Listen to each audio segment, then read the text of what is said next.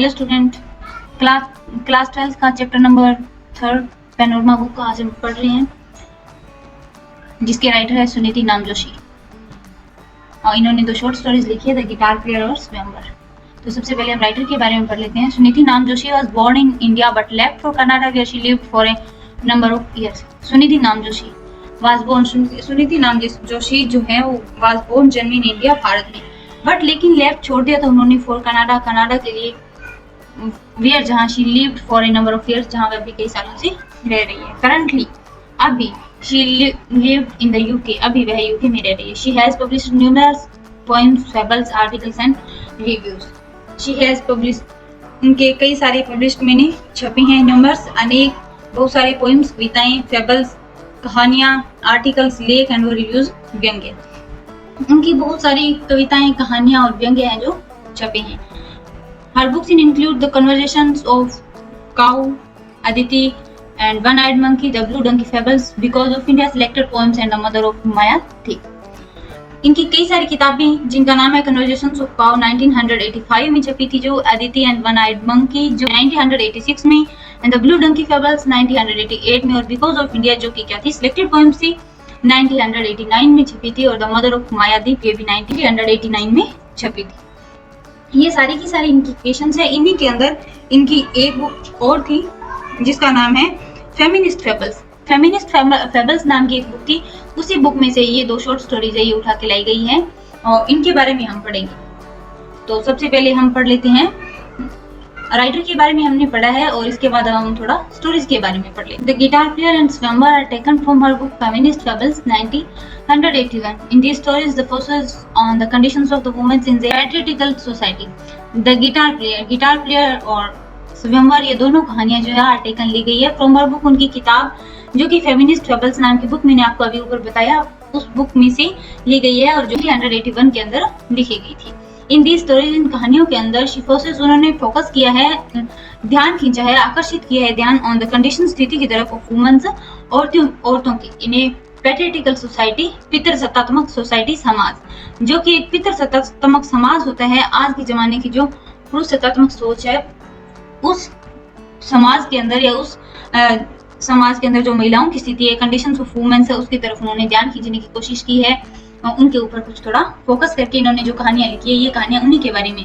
She raises her voice against gender inequality and stresses the facts that women should have their own identity. She raises, वह उठाती है, her voice, अपनी आवाज, against के विरुद्ध, gender inequality, gender मैंने लैंगिक इनक्वालिटी, समानता, उन्होंने लैंगिक समानता के लिए अपनी आवाज उठाई है एंड और स्ट्रेसेस, ध्यान खींचा है। स्ट्रेसेस, ध्यान खींचना, आकर्षित करना, द फैक्ट जो तथ्य, और एक विशेष तथ्य जिसकी तरफ उन्होंने ध्यान खींचा हुआ है कि the women should have their own identity, कि औरतें हैं जो उनकी भी स्वयं की ओवन आइडेंटिटी, ओवन मैंने स्वयं की, आइडेंटिटी मैंने पहचान होनी चाहिए।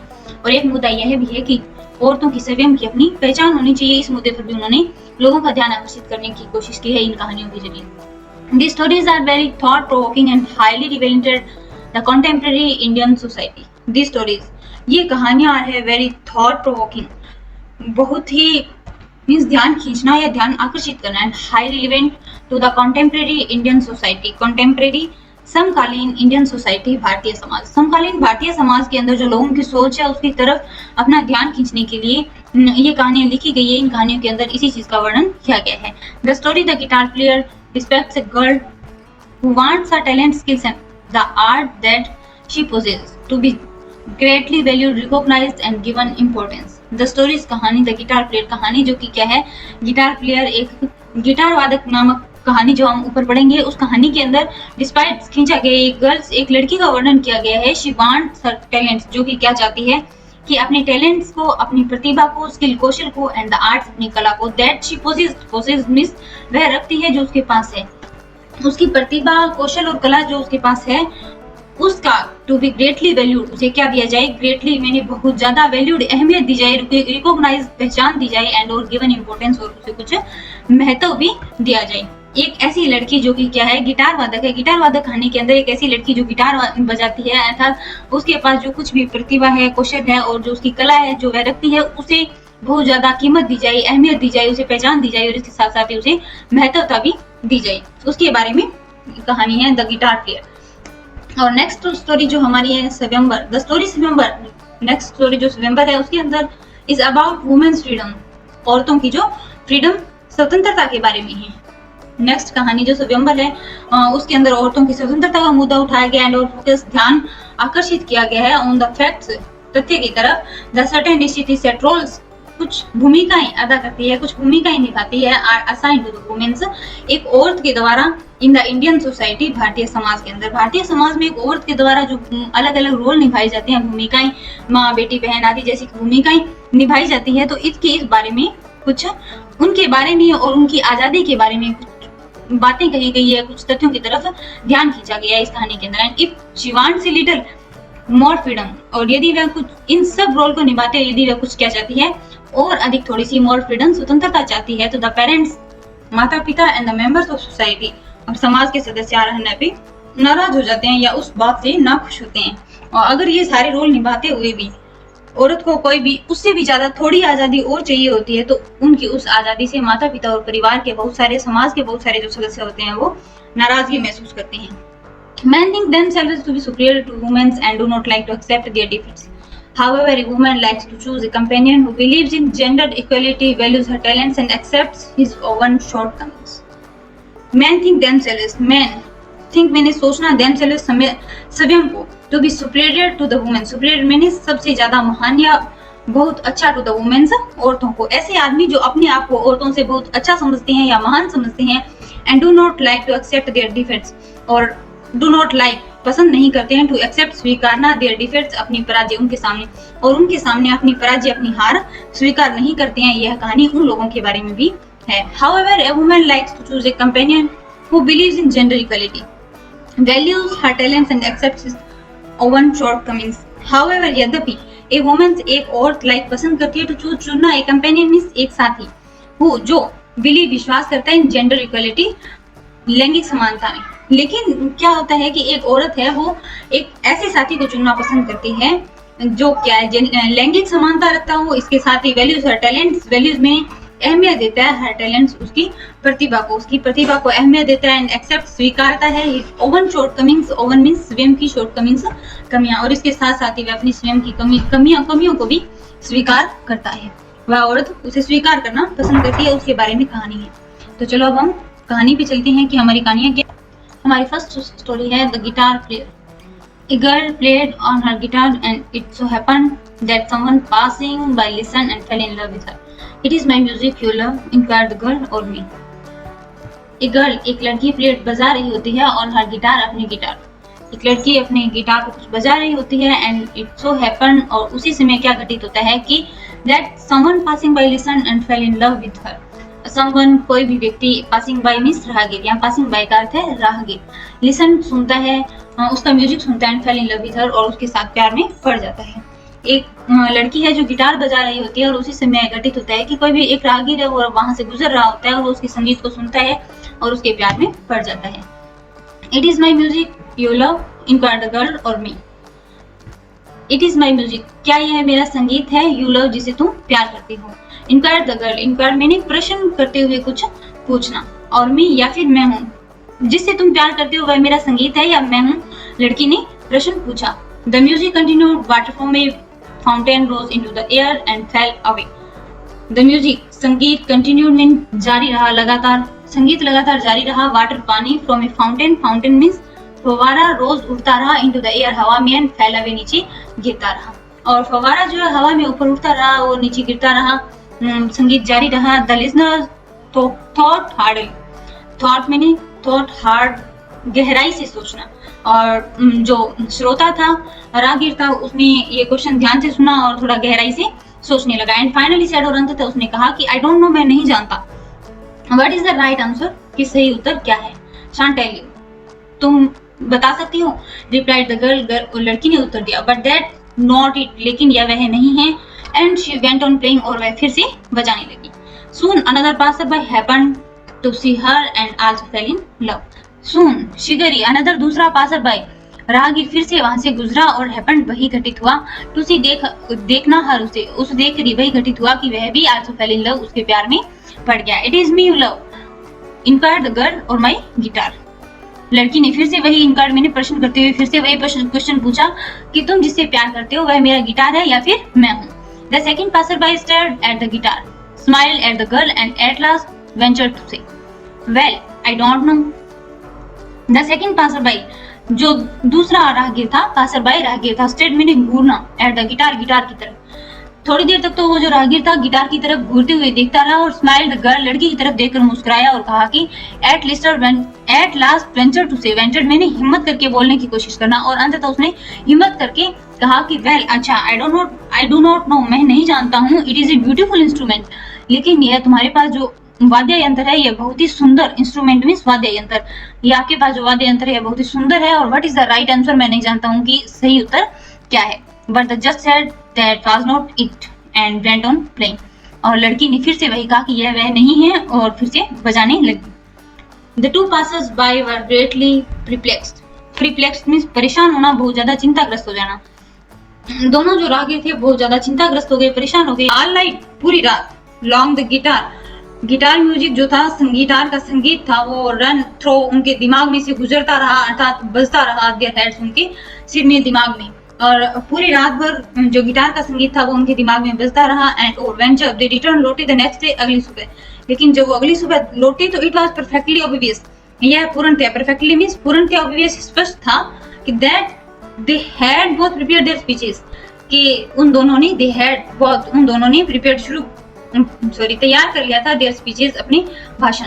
यह पूर्णतः स्पष्ट था कि वो दोनों जब अगली सुबह लौटे तो अपने भाषण तैयार करके लौटे थे। आई वुड लव यू, मैं तुमसे प्यार करूंगा, डिक्लेयर द फर्स्ट, पहला जो था उसने घोषित किया।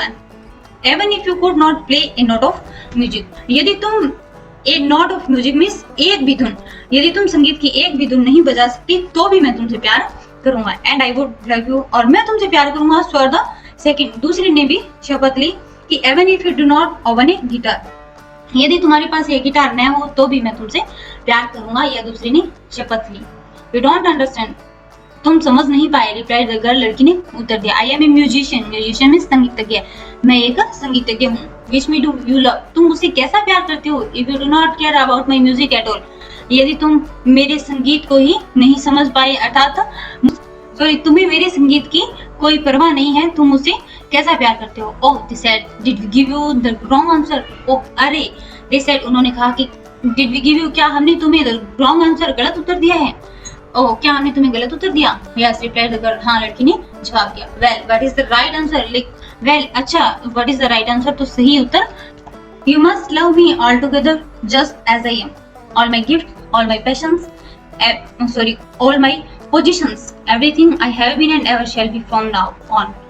You must love me all together, तुम्हें मुझे हमेशा या पूर्णतः प्यार करना चाहिए, जस्ट एज आई एम, जैसे कि मैं हूँ। ऑल माई गिफ्ट्स, मेरे सभी उपलब्धियों के साथ, ऑल माई पोजीशंस, मेरी सभी परिस्थितियों के साथ, और एवरीथिंग आई हैव बीन, प्रत्येक चीज जो मेरे पास है उसके साथ, and ever shall be from now on, और प्रत्येक वह चीज जो आगे मेरे साथ होने वाली है, या प्रत्येक वह चीज जिसमें मैं आगे होने वाली हूँ उसके साथ तुम्हें, उस परिस्थिति में तुम्हें मुझसे प्यार करना चाहिए। बट दैट्स इम्पॉसिबल, लेकिन यह संभव नहीं है। दे क्राइड आउट टुगेदर, वे दोनों एक साथ चिल्लाए। Yes agreed the girl and chose a sad little tune to suit the occasion. Yes हाँ, एग्रीड, सहमत हुई, द गर्ल, लड़की, हाँ लड़की इस बात पे सहमत हुई। लड़की ने कहा हाँ यह इम्पॉसिबल है, यह संभव नहीं है।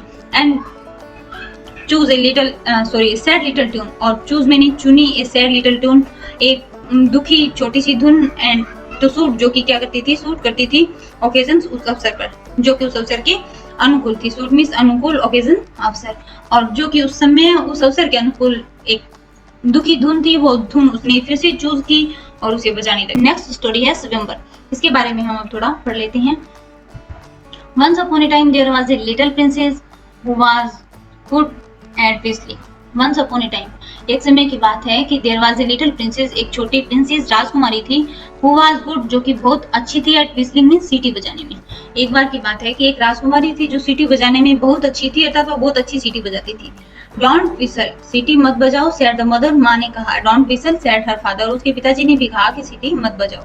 But the child was good at it, लेकिन जो बच्ची थी वो इसके अंदर बहुत अच्छी थी, पारंगत थी, and went on whistling, लगातार सीटी बजाती रही। Years went by, सालों गुजरते गए, and she became a woman, वह एक औरत बन गई। बड़ी हो गई। By this time she whistled beautiful, और समय के साथ साथ वह बहुत ही अच्छी सीटी बजाना सीख गई थी। हर पेरेंट्स ग्रीव, और उसके माता पिता जो है वो इस बात से ग्रीव्ड मैंने चिंतित होना, इस बात से बहुत चिंतित हुए।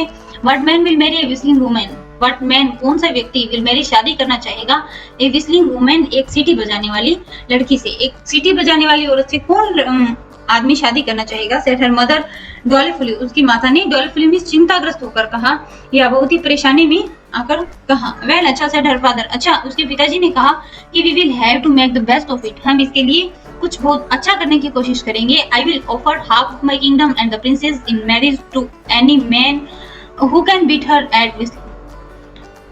आई विल ऑफर, मैं प्रस्ताव रखूंगा, हाफ ऑफ माई किंगडम, मेरे आधे राज्य का, and the princess in marriage, और उसी के साथ राजकुमारी की शादी का, टू एनीवन, जो कोई भी व्यक्ति हु कैन बीट, मैंने हराना, हरा एट विस्लिंग, उसे सिटी के अंदर, कोई भी व्यक्ति जो उसे सिटी में हराएगा, मैं प्रस्ताव रखूंगा कि कोई भी व्यक्ति जो उसे सिटी बजाने में हरा देगा उसके साथ राजकुमारी की शादी करूंगा, और साथ में क्या करूंगा, उसे अपना आधा राज्य भी देने का प्रस्ताव रखूंगा। The Kings offer was duly proclaimed and soon the palace was jammed with suitors whistling. The king's offer, जो राजा का प्रस्ताव था, was duly, मैंने ठीक उसी तरीके से जिस तरीके से राजा ने कहा, या पूर्णतया प्रोक्लेम्ड मैंने प्रस्तावित किया गया। राजा का जो प्रस्ताव था पूर्णतया उसी ठीक तरीके से घोषित किया गया, प्रोक्लेम्ड घोषित किया गया। एंड सुन शीघ्र द पैलेस, महल जो था शीघ्र was jammed, मैंने भर गया खचाखच with suitors, शरणार्थी जो कि शादी करने के लिए आए हुए लोग थे उनसे, whistling सीटी बजाकर। ऐसे लोग जो कि सीटी बजाकर शादी करने के लिए आए हुए लोग थे, उन लोगों से महल खचाखच भर गया। इट वॉज वेरी नोइजी, यहाँ बहुत ज्यादा शोर था। Most were terrible and if you were good, but the princess was better and beat them easily. Most were terrible, कुछ लोगों ने तो बहुत ही भयंकर अर्थात बहुत बुरी बजाई, and if you were good, कुछ लोग अच्छे थे, कुछ लोगों ने ठीक ठाक बजाई, बट द प्रिंसेस, लेकिन जो राजकुमारी थी, वाज बेटर, लेकिन जो राजकुमारी थी वो इन सब में बहुत अच्छी थी, एंड बीट देम इजीली, और उसने उन सबको एकदम आसानी से हरा दिया। The king was displeased but the princess said, king राजा जो थे, डिस्प्लीज्ड मींस निराश हुए। जब राजकुमारी ने उन सबको हरा दिया तो राजा उनकी इस बात से निराश हुए। बट द प्रिंसेस सेड, लेकिन राजकुमारी ने कहा कि नेवर माइंड फादर, पिताजी चिंता मत करो, now let me set a test and perhaps some good will come of it. पिताजी चिंता मत करो, अब मुझे एक परीक्षा रखने दो, शायद इसमें से कुछ अच्छा रिजल्ट या कुछ अच्छा परिणाम निकल आए।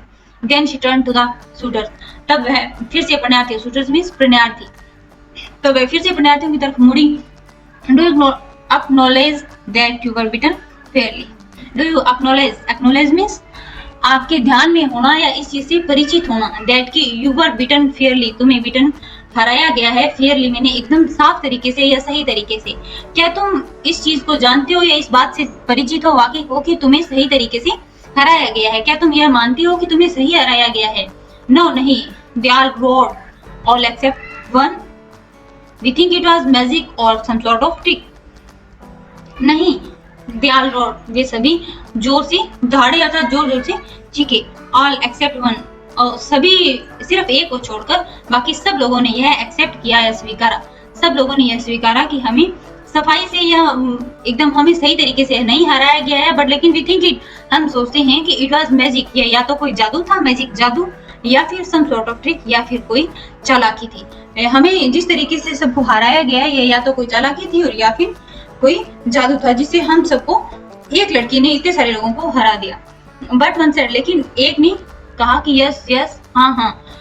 ही सेड, उसने कहा कि आई वाज बीटन फेयरली, मुझे सही तरीके से हराया गया। लेकिन उन सब में से एक लड़का ऐसा था जिसने कहा कि मुझे एकदम स्पष्ट तरीके से मैं मानता हूँ कि मुझे सही हराया गया है। The princess smiled and turning to her father she pointed to this man, और जो प्रिंसेस राजकुमारी थी, स्माइल्ड मुस्कुराई, एंड टर्निंग मुड़ी टू हर फादर, अपने पिताजी की तरफ। शी पॉइंटेड, उसने इशारा किया, टू हिज मैन, उस व्यक्ति की तरफ।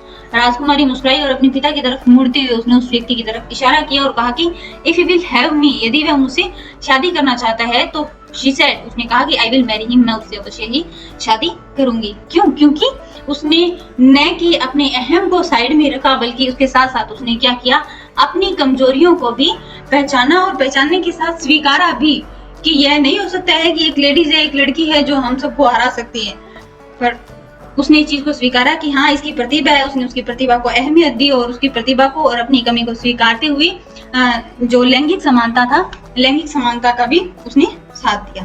तो इसलिए राजकुमारी ने उसे चुना। तो पढ़ते रहिए लेसन आगे, और उसी व्यक्ति की तरह अपनी पॉजिटिव थिंकिंग बनाए रखिएगा। और अगर कोई कमेंट करके कुछ वर्ड मीनिंग्स वगैरह या फिर कोई प्रॉब्लम हो तो जरूर, ट्रांसलेशन वगैरह के बारे में कुछ भी अगर पूछना हो तो वो आप जरूर लिखिएगा कमेंट बॉक्स में। इसी के साथ चैनल को लाइक, सब्सक्राइब और शेयर कीजिएगा।